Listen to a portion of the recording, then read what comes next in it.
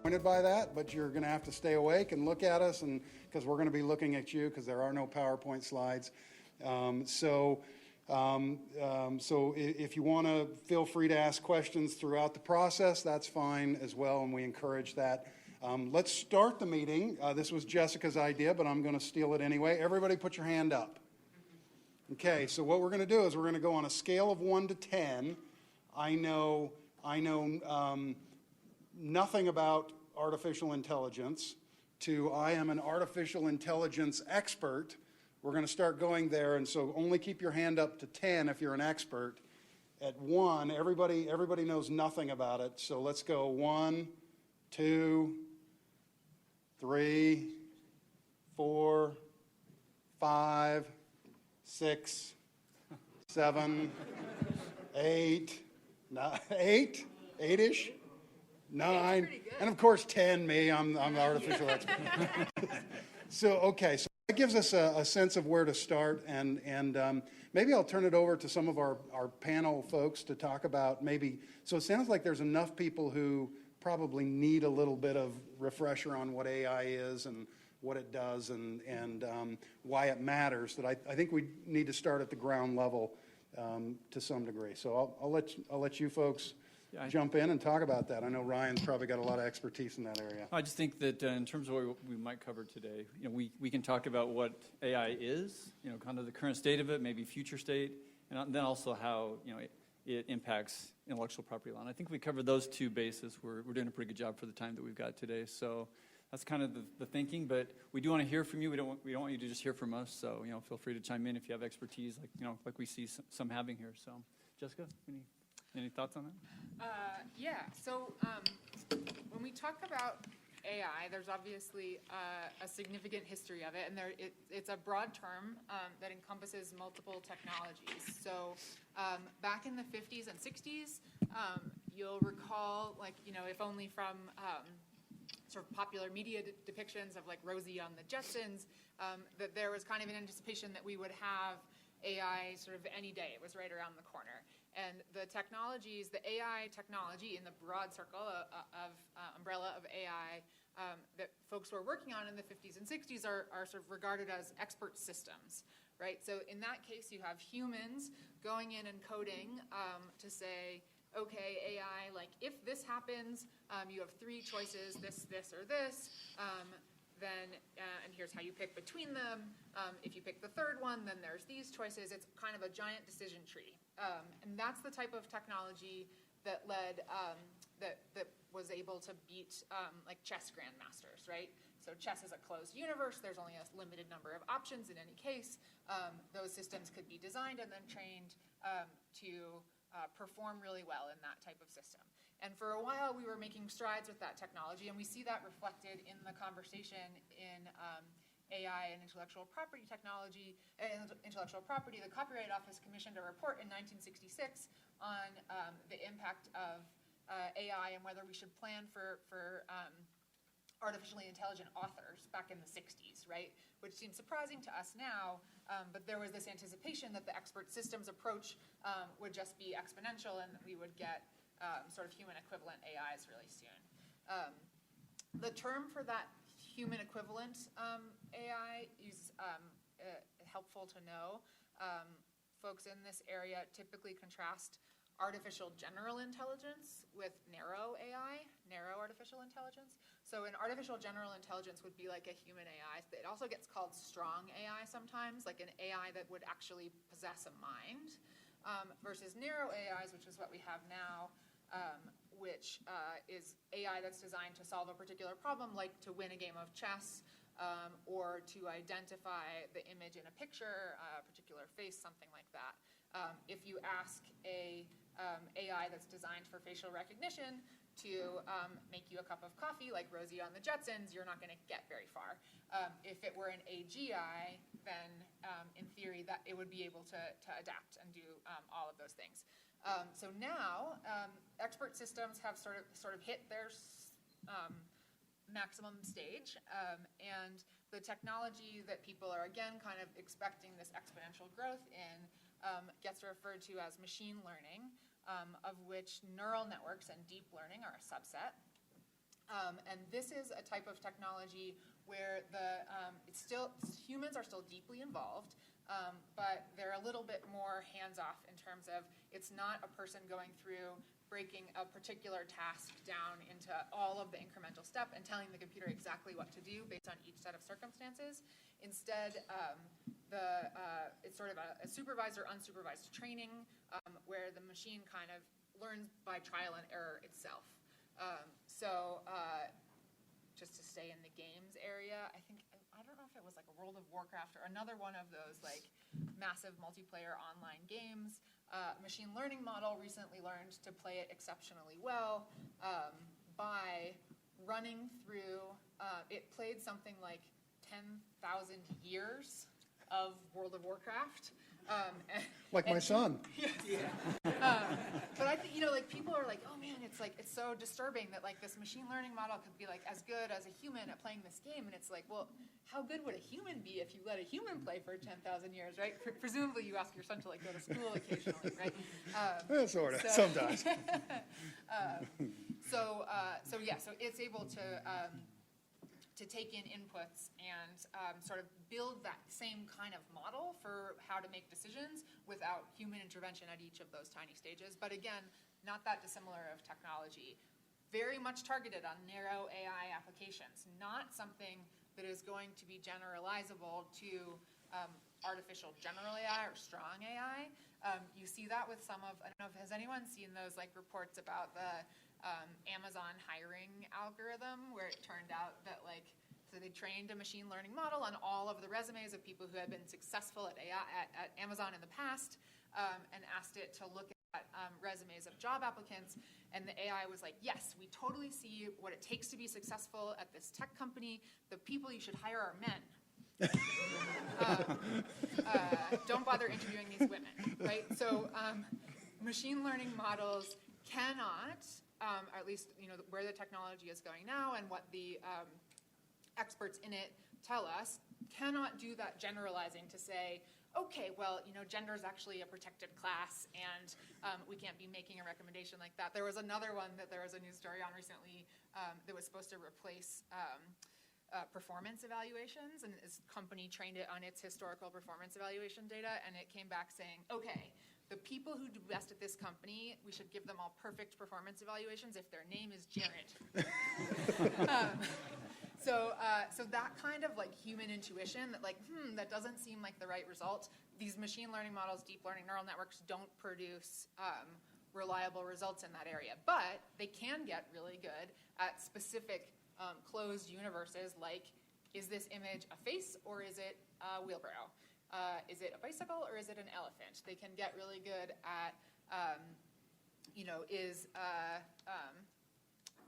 this a mountain or not? So I've talked for a long time. Do you have anything to add to that? Well, I think we can look at some current examples of where AI is utilized that we use every day, I think, like in our navigation systems or in Alexa and Siri, systems like that where there is a specific function, they're performing a particular task. It's not generalized, it's not fully humanized, but there's some very practical implications, right? Self-driving cars or autopilots on aircraft.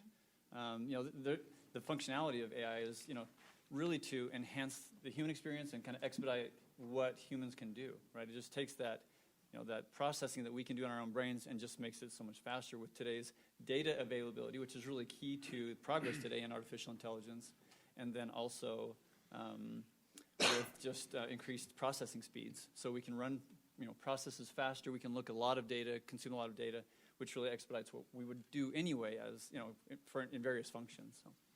And I think the other thing that's important to realize, and the thing that these two have hit on, is that it's not just, it hasn't woken up, right? It's not aware.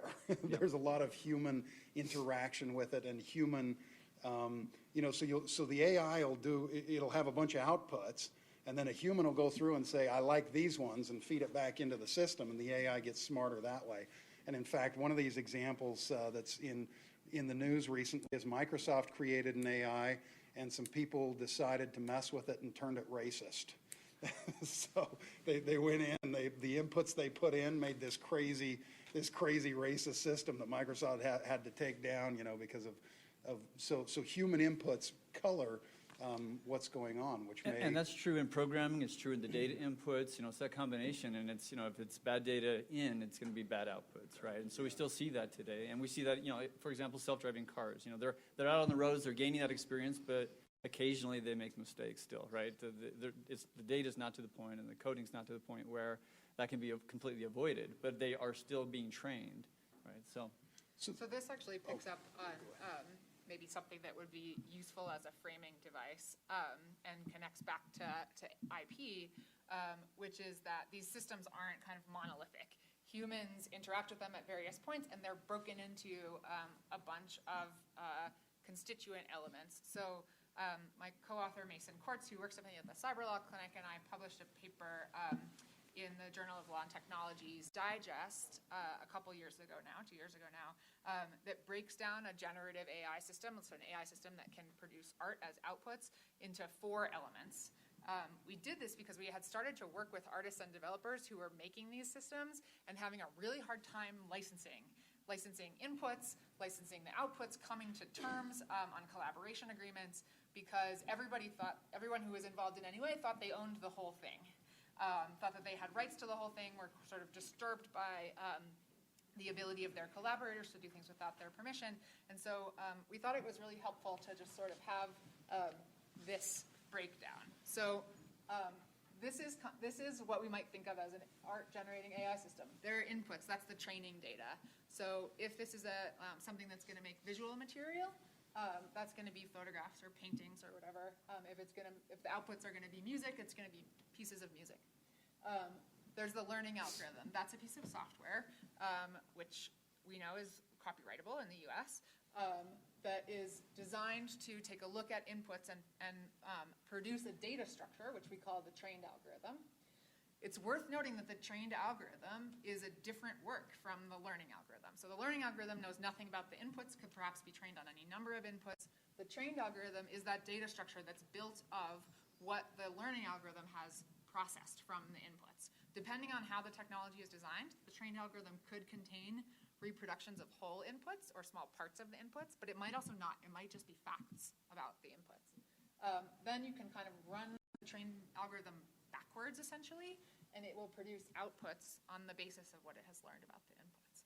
So I think that's helpful to kind of set out at the beginning of our discussion, because what we found when we started to try to be lawyers in this space, to be intellectual property lawyers in this space, is that we couldn't actually start talking about the disposition of rights in these types of materials without doing this breakdown first. Otherwise, you just get into like a big, messy muddle.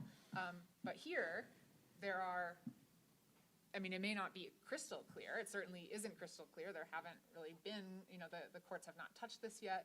The Copyright Office, to the extent it has even begun to try to intervene, I would say, is not helpful. The revisions to the compendium that are suggested don't seem particularly helpful to me, but at least this gives us a starting place. Now, we are seeing some argument today, or at least some assertion today, of more AI-generated works, or kind of original creative works coming from AI. One of those, for example, is have you ever seen the story of the Next Rembrandt? It's been in the news over the last couple of years, I think, or so, where a group of technologists got together and scanned, essentially 3D scanned Rembrandt's works, including his latest works, about 100 and so specific pieces, to create the next Rembrandt, right? To have the AI system generate a new painting that would be similar to what Rembrandt would have done. And I think, one of the arguments I think they're kind of making there is we're not authors of this. This is really AI in use. But if you look at the story that they present, they have a very heavy hand in the output, frankly. It's not AI,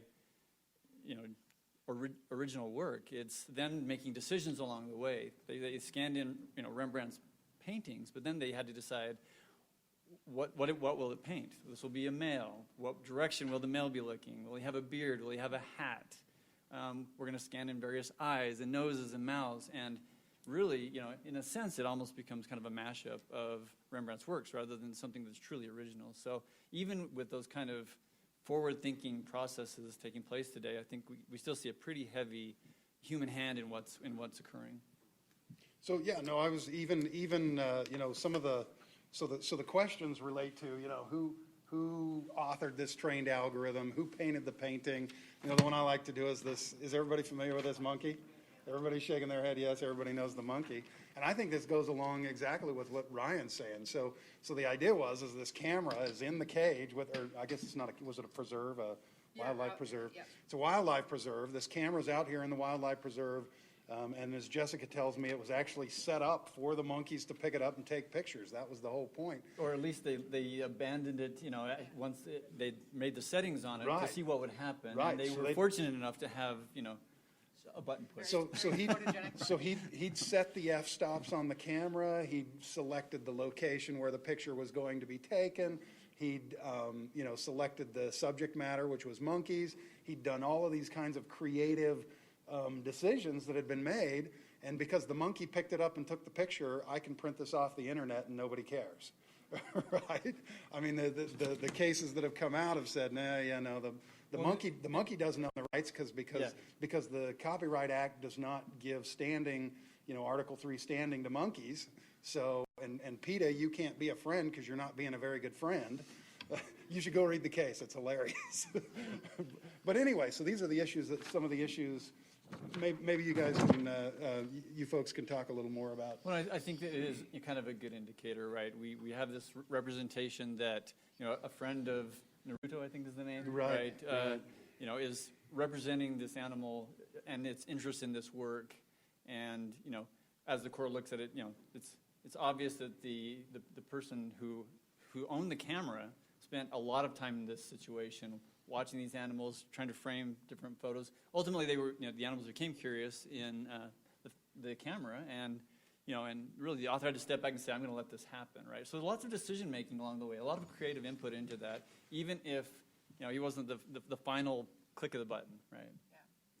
So I do work in the digital art and media space and AI and copyright. I also do some work in like AI ethics. And in that space, I was at a conference at Stanford last spring where I was on a panel about should AIs be given human rights? And it strikes me as odd, both in that context and in this context, that we want to talk a lot about whether AIs should be authors or whether they should be regarded as sort of legal persons, because I think we're at a place where when you think about what the incentives are for AI personhood, it is essentially the only people I can think of, and if any of you have other ideas, I would love to hear them, who have a strong incentive to create AI personhood are individuals or corporations who are creating AIs who are worried about liability that the AIs will incur and would like a different legal vehicle to own that liability, right? So if you are creating an AI, you don't want to be responsible for what it does, then you should be a big booster for AI personhood. Short of that, I don't know exactly what interest the rest of us have in it. I think there's a really great paper, though, from the wonderful copyright scholar Anne-Marie Bridey at University of Idaho that talks about how the sort of AI authorship question sort of connects back to our idea of the romantic author, which of course isn't in the constitutional basis for copyright in the US, right? It's very much about incentivizing economic production and scientific progress, but nonetheless underlies the whole Western conception of copyright. And there is something that, this technology kind of excites in us, an opportunity to compare human authorship as against this sort of machine authorship, the ghost in the machine idea. So there's something that is compelling about it, but I think, as in the Naruto case, which ultimately fizzled after totally bankrupting poor David Slater, who set that camera up in the jungle in Borneo. He now coaches tennis, I understand. Poor guy. It doesn't let them take pictures of themselves. Yeah. Let's just be clear. Yeah. He takes all the pictures. I think to me the interesting questions here are much less the questions of can an AI itself own copyright, and much more as Ryan was just saying, there's a lot of people involved at every stage of this, and who among them owns the rights? So what do you think in view of the Naruto case? Where basically they said nobody owns this. I mean, I think the guy should own it, right? I mean, the guy that set up the camera and everything else, it's my view that he did enough creative. So how are we going to establish AI ownership? What's going to be done? Because, like you mentioned in the Constitution, you want to advance the arts and sciences, so economic rights and all of these other rights that we want to advance. If there's no payday at the end, people aren't motivated to advance the arts and sciences. Maybe we should look at this art breeder site. We can have I did this with my students the other day, so I'm going to subject all of you to it too. So this is this website, Art Breeder, that was started by a man named Joel Simon. The ingredients of it are, let's see. Can you see that okay? Is that You can't really see the it. Yeah, lights? maybe we can turn the lights Yeah, up kind of for a whitening it second. out a little bit. There we go. Now you can maybe see it Is that a little better? I picked this kind of like fantasy. And then if I hunch, is that okay? So it is this. What's behind this? I guess I maybe need to go and make a new one of my own before it's going to let me see the genes. I don't know why it's not letting me edit the genes, but the behind this is something like 1,000 models. So that is like a whole system of like pictures of mountains that humans went through and said, this is a mountain, here's where the mountain is in the image, and the computer gets trained on it so it can then accurately identify mountains. Same thing with space heaters and breastplates and masks. This model, there's about 1,000 of these models in here. This website can essentially find the latent space in that like multi-dimensional landscape of all those models. So it can do something that is 0.5% space heater, 40% mountain, and 10% breastplate, and any of the other 1,000 dimensions that it has. You can then go through, so Joel Simon has set this up, so there's these like really simple little sliders where you can say, I want this to be more similar or more different. I feel like those are still kind of similar. I don't know why it's not letting me save. And go through and make your own, right? So there are, all those models have photographers who in the underlying images. There are the people who spent all of the time, right, put in the sweat of the brow to build those models. There's Joel who set up the sliders. And there's me going through here just like randomly clicking buttons. Oh, here we go. Now so you can edit genes. So here you can see this is like, whatever, 0.6 Teddy, 0.45495 Volcano, 0.40 Sarong, Analog Clock, Bighorn Foz, Brain Coral Coyote. And you can go through and like add particular genes if you want. We can add a snake. Let's add a green mamba. Don't know how that is more green mamba-like than what we just saw, but yeah. So anyway, and then there's me going through and clicking the button. Actually, in this case, there's also this is a pre-existing image made by a user named Meat. So I think it presents a really great question for us about who exactly owns the rights to these images, right? If I create a new one, yeah, back there. Yeah, so you're describing work made for hire, right? Where we have a multi-factor analysis about whether or not the hiring person has sort of provided enough direction and employs the actual author such that the initial copyright should vest in the hiring person. So I think if the sort of hired person, the employee in that context that you're thinking of is the computer, like the software program, many people have suggested that would be a good model. New Zealand and the UK have a system like that, like their equivalent of the compendium vests rights in like the human who made the arrangements. In the US, the Copyright Office, the statute says nothing about whether an author has to be human or not. The Constitution says nothing about that. So the guidance that we have is from the compendium from the US Copyright Office, which currently says that work has to be human authored. And there's a draft version that's out for comment now that adds some additional language about that the work must be substantially conceived and executed by a man and not by a machine. They're interestingly quoting verbatim from that 1966 report that I mentioned at the top of the speech, including that they didn't even edit like man to human. It's 2019, and the like suggested new language says that it should be authored by a man. Which I find just one note on affronting. One note on the Copyright Act, though, Yeah. is even though it doesn't specify that, there are inferences throughout it, Sure. right? So you Yes. have like under the definition of anonymous Yeah. work, you have natural person, or you have relatives mentioned Yeah. for purposes of estate.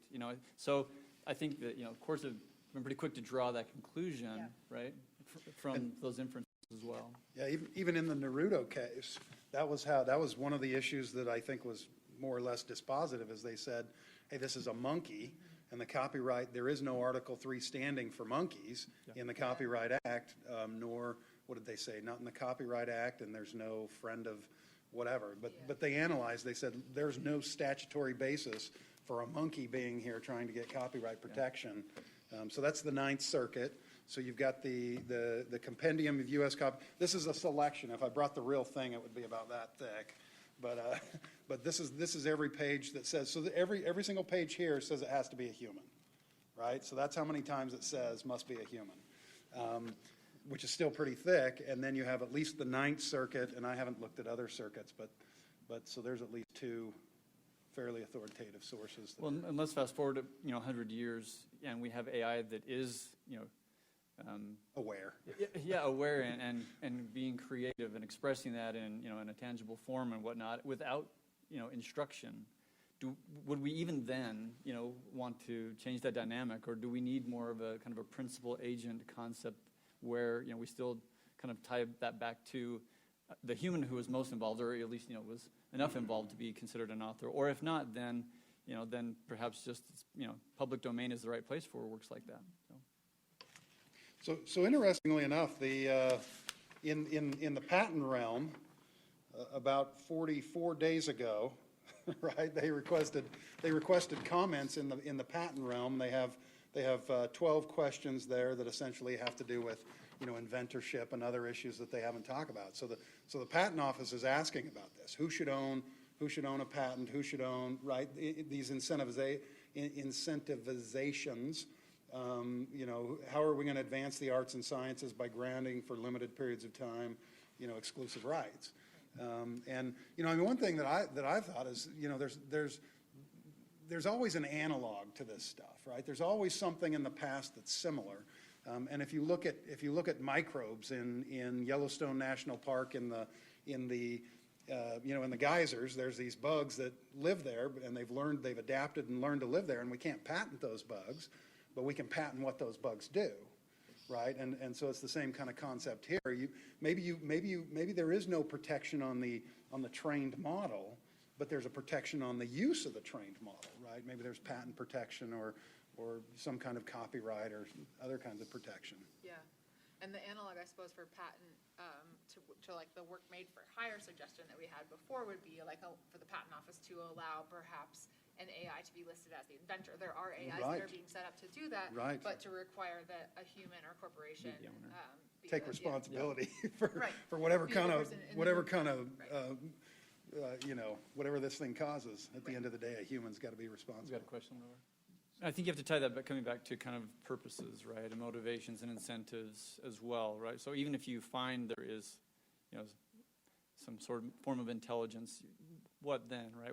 Why would we protect, and come back to those purposes as part of that conversation. I think that can be helpful as well. Yeah, the Constitution only says authors and inventors. That's the only limit we have, is authors and inventors, right? That's the thing we can't go outside of. And as long as we're within that, for example, the Ninth Circuit, I don't think they were opposed to granting a monkey intellectual property rights under a friend of, what do they call it? A friend of next friend analysis. I don't think they were opposed to that. They just said the copyright statute doesn't cover that.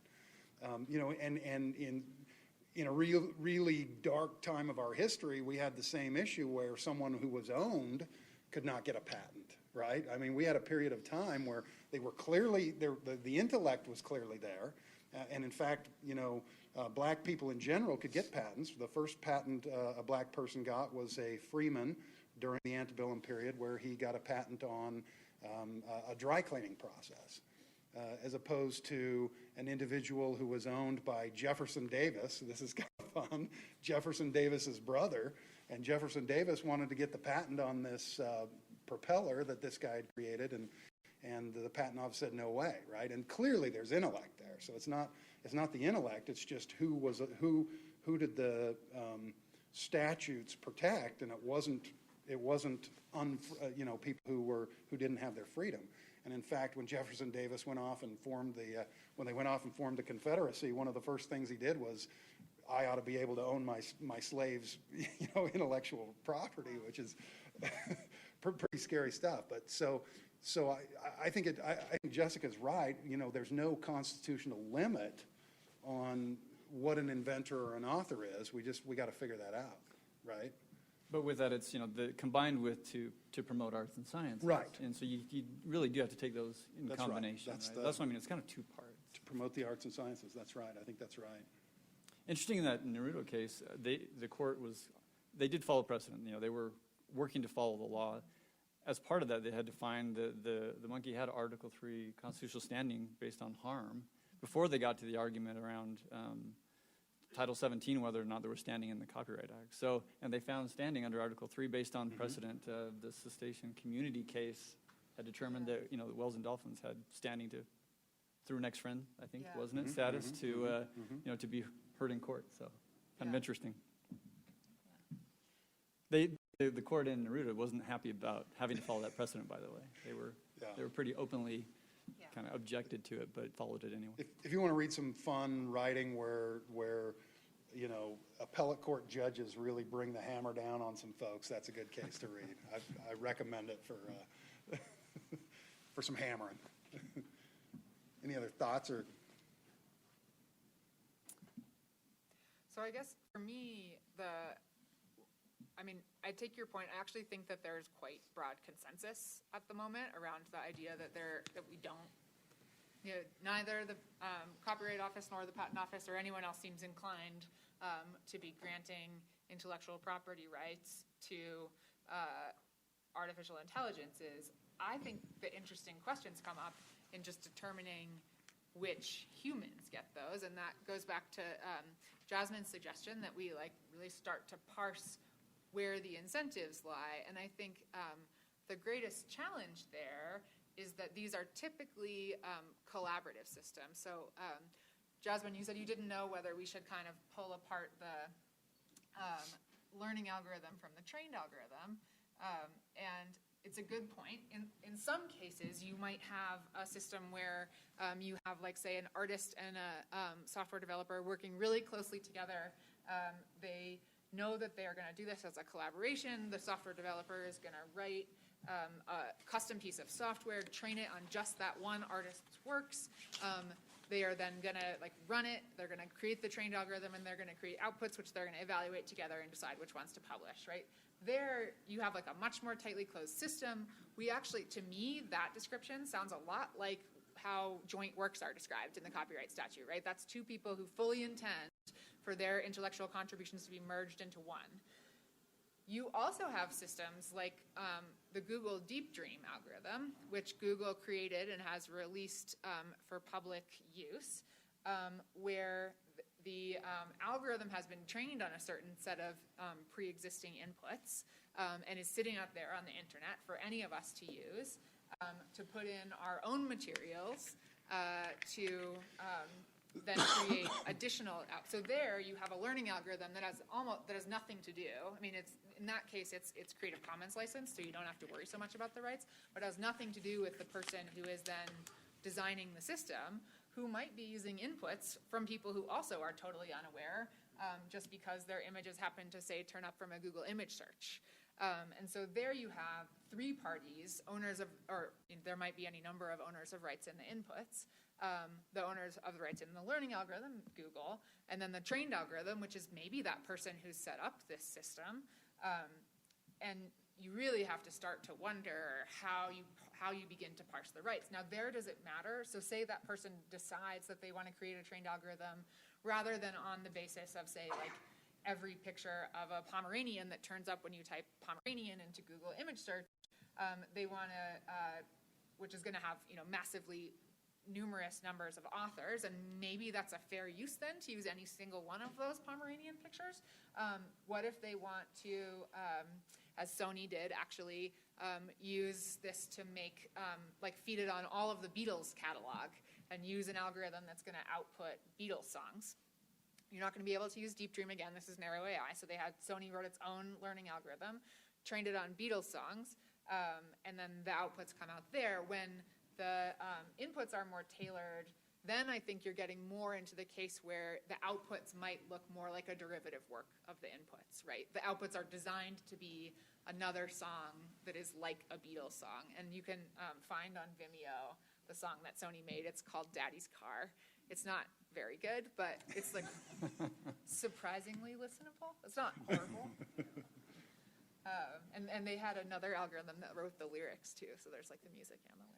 I do think one of the go-forward challenges is just with respect to the inputs and how, as Jessica mentioned, the number of inputs is, can expand. It can expand from the, tens to hundreds to really millions and billions of additional data input into, training an algorithm. And if, some or all of those have some form of intellectual property protection, what does that mean to the people trying to progress machine learning and create, kind of new technologies for public benefit? It's kind of interesting to think about how would we handle that, and maybe there needs to be some sort of a commons license or community license for things like that. But one of the arguments has been made, and we had a discussion on this earlier today on fair use. Would that be fair use? Does it depend on the output? With the Google Books case, the argument was that it was transformative, and they weren't competing, and they were just creating a catalog of these different works. But what if that's not the case, and what if it, you can't quite make that distinction? Then how do we handle all of the work that would be involved with trying to obtain licenses to actually conduct machine learning? Now, I think some countries are addressing that head on with their legislation, saying machine learning is acceptable, as an acceptable use, will allow for it to encourage technology development in their space. Japan is one of those, and Singapore. I think there may be others, but there's something that if countries fall behind on, they maybe fall behind on machine learning, and they may be left behind out of the whole kind of technology race. Right. Yeah, I mean, we see there, again, with the Microsoft facial recognition stuff, there was the pushback because they had used essentially like a Flickr data set that I think was tagged for at the very least sort of Creative Commons license images. But then there's separately the question when you have folks like that, whether images of people, whether there are privacy rights and rights of publicity in those things. Yeah, we've talked intellectual property, but we haven't covered privacy at all, and it's a huge topic, right? A lot of data inputs are around personal data, and so it's not just intellectual property, right? It's a whole separate conversation around what are the privacy requirements, and then you have to go into things like how do you be transparent? How do you explain what the system is actually doing with the data? That's a requirement under things like the GDPR coming out of the EU, and the CCPA is kind of following that same vein in California. So that it's a whole new twist in the development of this particular technology.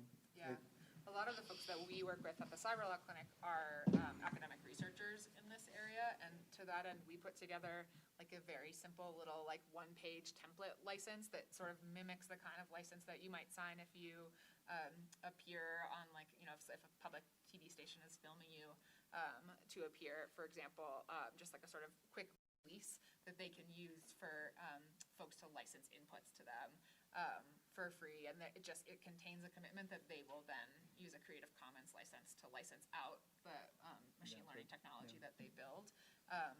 That's designed to lower the barrier somewhat to licensing the input images, but obviously there's still a significantly high transaction cost to go, to taking that simple template around and having it filled out by the authors of every input that you want to use, depending on how diverse that authorship set is and how many, what number of images there are. There are certainly folks in the machine learning space, not all, it's not universal, but many people feel that a higher quality output requires a greater data set for input. It's not universally true, but largely true. Yep. I'm just thinking, in the copyright world, you have Marvin Gaye's estate that's running around suing everybody for Let's Get It On, right? I mean, he's sued You know, and the differences are just so minimal, you know, and it's like, and he's getting millions and millions of dollars. I don't know if he's gotten anything from Ed Sheeran yet, but he certainly got a bunch from, what was the other song? Robin Thicke. Yeah, the Blurred Lines case, right? The Blurred Lines case. And I mean, it would seem to me, and they didn't seem that similar to me. Those two songs didn't seem.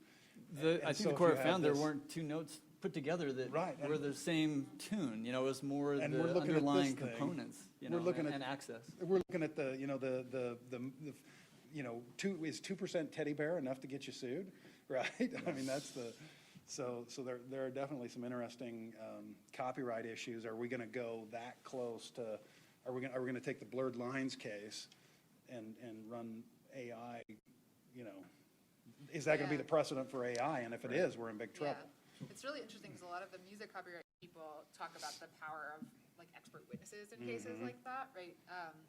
So one wonders, I mean, one of the things that's really interesting about AI from a sort of theoretical copyright perspective is that a bunch of our mechanisms in copyright litigation, including like substantial similarity, are based on this idea that like human brains are the ultimate black boxes, right? Like you don't actually know what a person was thinking about when they created an image. Like if I draw, you know, a teddy bear here, we don't know what percentage of what teddy bear image that I've seen before it's attributable to. Yeah. But an AI like the one at Artbreeder is capable of outputting that. Like it may be designed to output that, may not be designed to output that. And so it would be interesting as you know, some of this stuff starts to make its way to the courts, how like that type of output gets evaluated. Right. How much AI had a part in like VidAngel kind of thing, or were you trying to go in and you want to, if I'm offended by seeing men with hair, for example, on their heads, Yeah. you know, can I use AI then to go and just shave everyone's head on my thing, and is the author going to be okay with that, or clothe all of the people who aren't clothed in the movie I'm watching? So we actually have an expert in the room if he's willing to talk about it. Did you hear the question? Okay, so the question is, how does VidAngel, or even better, ClearPlay, how do they figure out? Right. It's not ClearPlay. How do they figure out? Are you using AI to for nudity and swearing and different things, or is it mostly a manual process? It's mostly manual. I mean, you can use a little bit of AI. Obviously, you can search closed captioning and things like that to find words. But for the most part, it's just someone watching and trying to identify as best they can, very subjective. Yeah.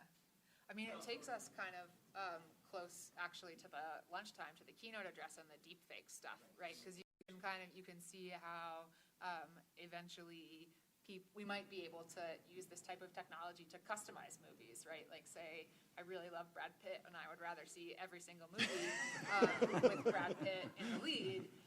That's like maybe not so far off. Have you all seen the Bill Hader video online where as he's doing impressions of like Tom Cruise, they use this technology to just turn him into Tom Cruise? It's wild, right? So if I just want to see all Brad Pitt all the time, I may never have to look at Jake Gyllenhaal ever again. And Brad might like that. You license that from. Right? You know, Yeah. Right. But it's interesting to think of, you know, Brad's not the copyright owner in, or Jake Gyllenhaal's not the copyright owner in these movies that he makes, right? So I don't know how Warner Brothers is going to feel about my ability to just, we can ask Patrick, he's still here, about my ability to, you know, select which movie star I would like to appear in any given movie. Talk about derivative works. One thing to consider, I think, with this conversation is just the interplay of contract and licensing as part of the conversation. You know, it's not all just, you know, purely looking at case law. Right? I think you can cover for clients a lot of ground by proper licensing terms. You know, if you're like Domo and you provide AI type functionality, you know, I think it's in our interest to make sure that we're not responsible for every input that may come into it. And that's really the user's responsibility to make sure that they've cleared those inputs, you know what I mean? So covering some of that ground from a licensing and contract perspective, I think is kind of wise even now, you know, as we move in this space. Do you get pushback from clients on that? Honestly, Are they reading the fine print? because they do read the fine print, Yeah. and because they actually are, they do bring in the data. We're not providing that data. They're willing to take that on. Now, our data is a little bit different. It's not usually works of, kind of paintings or other art. It's more business data, but there's a lot of personal data mixed in there. So we have to cover that ground. We simply can't take responsibility because we don't know what it is, and we don't have that control. We're just providing the platform. So I think that, it's kind of, think about that from a contracts perspective. And there's, the Creative Commons licenses have made that a lot easier in this day and age. Those licenses attach quickly, and when you search Google, you can say, hey, I want images licensed for this, and it'll, through the Creative Commons kinds of things, it'll give you exactly what you're looking for. So Yeah. they've done a lot of work in that area. I do that a lot. I often wonder how many other Google searchers are actually going into the advanced search Right, and clicking on right. that. Maybe that the people in this room are a high percentage of the folks who I are hope so. specifying for them. Well, I think we kind of had a little overrun from the other part. We can stick around for a few minutes and answer questions afterward. If you want to leave, I don't get offended, so, if you've had enough, I'm good too, so. Yeah, I think we heard there's a tour of the broadcasting studios or something. Folks want to go? Yeah. Okay. Thank our panelists.